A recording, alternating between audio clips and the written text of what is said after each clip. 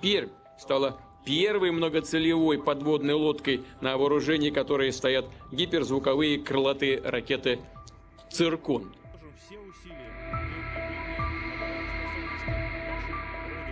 Товарищ Верховный Главнокомандующий Вооруженными силами Российской Федерации, атомный подводный крейсер «Пермь» к спуску на воду готов. Разрешите начать движение? Разрешаю.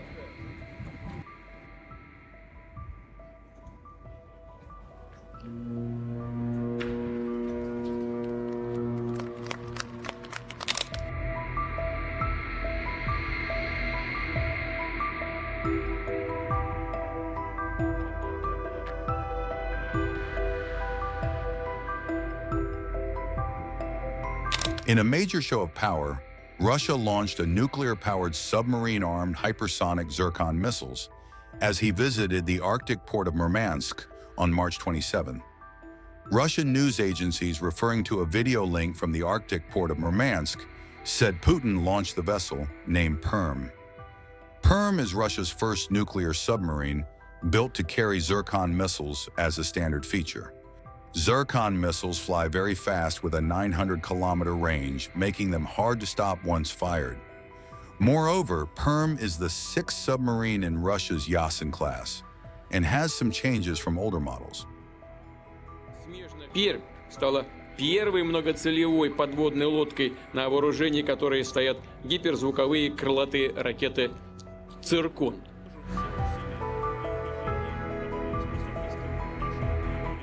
Товарищ Верховный Главнокомандующий Вооруженными силами Российской Федерации, атомный подводный крейсер «Пермь» к спуску на воду готов. Разрешите начать движение? Разрешаю.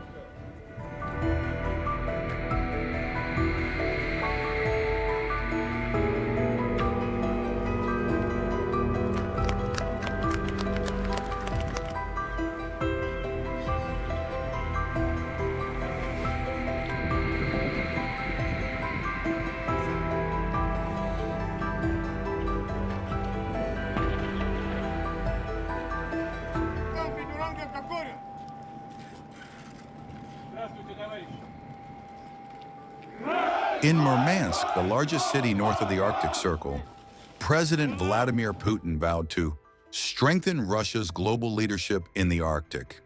He pointed to Donald Trump's idea to buy Greenland as proof of U.S. Arctic interests. However, Putin did not criticize Trump showing U.S. and Russia are trying to improve ties. Putin said Russia is worried about NATO's Arctic activities and will build up its military in response. Russia has sought to assert its influence over wide areas of the Arctic in competition with the United States, Canada, Denmark, and Norway. Meanwhile, China is also interested in the Arctic's hidden oil and gas reserves, creating more tensions. The Arctic is becoming a key battleground with powerful weapons and nuclear submarines. Ladies and gentlemen, I welcome participants and guests of the 6th International Forum, Arctic, the Territory of Dialogue. For the first time, it is hosted by Murmansk, the capital of the Russian Arctic, a hero city that today is on a fast development track. Just like our northern cities and constituents of the Russian Federation, it launches projects that are momentous for the entire country. Russia is the largest Arctic country. We have always been for equal cooperation in the region, including scientific research, biodiversity conservation, climate, emergency response, and obviously economic and industrial development of the Arctic. We are ready for a joint work not just with the Arctic states, but with anybody who, just like ourselves, share responsibility for a stable and sustainable future of our planet, who is able to take balanced decisions that look ahead for decades. Regretfully now, the international cooperation in northern latitudes experiences not the best of times. In the previous years, many Western countries started to head for a confrontation. They severed economic links with Russia. They seized scientific, educational, and cultural contacts. The dialogue on maintaining ecosystems of the Arctic is shut down. In other words, politicians, party officials, including the members of the Green parties in some countries, tell their citizens, their voters, on the importance of maintaining the climate agenda and nature conservation, but in reality, they act differently. Let me remind you that for cooperation in the environmental field to prevent emergencies of the polar circle and joint response, the Arctic Council was set up. But this mechanism has also got degraded today, and mind you, Russia never refused to interact in this format. That was the choice of our Western partners, Western states. As they say in such cases, if you don't want to, so be it. We'll work with those who want to. However, it's obvious that the role and significance of the Arctic, both for Russia and for the entire world, are growing. But the same is true for geopolitical competition, unfortunately, the struggle for positions in this region. Suffice it to say, well, and everybody knows about it very well, suffice it to say that the United States plans to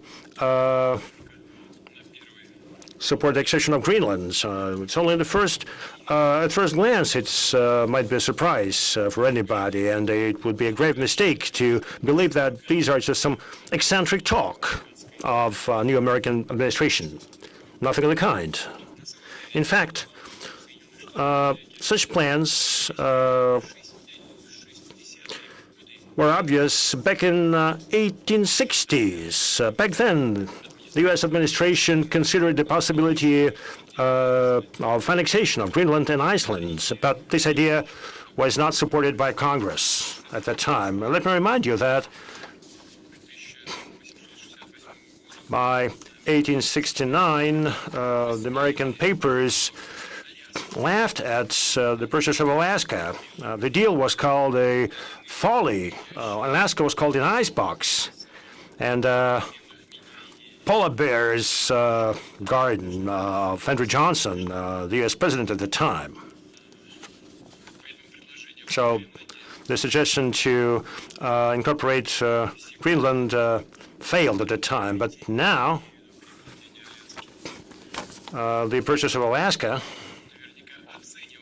obviously is looked at the U.S. quite differently, just like the deeds of Andrew Johnson. So it is nothing surprising about what's happening now, especially since the story only started back then, but it continued later on. In 1910, a tripartite swap transaction was put together, bringing together the United States, Germany, and Denmark. The Greenland would go to the United States, but the transaction failed at the time. During the Second World War, the United States deployed military bases in Greenland to protect its from Nazis, prevent its capture by Nazis. But after the end of the war, the U.S. suggested to buy the island from Denmark, and just recently, judging by international history. So we're talking major plans, serious plans of the U.S. with respect to Greenland. And as I just mentioned, those plans have deep historic roots, and it is obvious that the United States will continue to promote their geopolitical, military, and economic interests in the Arctic.